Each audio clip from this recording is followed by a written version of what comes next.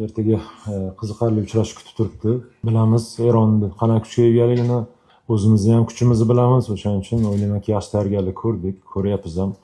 Inshaalloh hammamiz tayyormiz. Biz bu yerga g'alaba uchun kelganmiz va Xudo xohlasa bor kuchimizni berib g'alaba uchun harakat qilamiz. Eron ligasini hozir yaxshi bilamiz, chunki futbolchilarimiz o'ynaydi.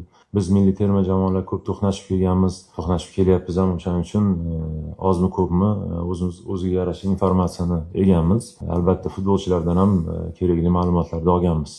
Hozir bu savolga javob beradigan mavrida emas deb o'ylayman, chunki ertaga muhim o'yin kutib turibdi va bor konsentratsiya hozir o'yinda. Solishtirish menimcha o'rinsiz. O'sha paytda o'sha avlod kuchli bo'lgan, xuddi shunaqa Eronda ham hozirgi kunda mana shu avlod kuchli. O'shaning uchun solishtirmagan bo'lardim. Hozirgi kunda eng kuchli avlod bilan harakat qilyapmiz va inshaalloh maqsadimiz sari yaqinmiz, amalga oshiramiz. Ostonga keladigan bo'lsak, jarohati bor edi. Uni tayyorgarlik ko'ryapti, qaraymiz qanchalik tayyor bo'ladimi ertagingi o'yinga yo'qmi. Qolgani hammasi sog' omonmiz, tayyormiz. Qolgan futbolchilar o'shaning uchun hammasi joyida. Tayyorgarligimizni ko'ryapmiz.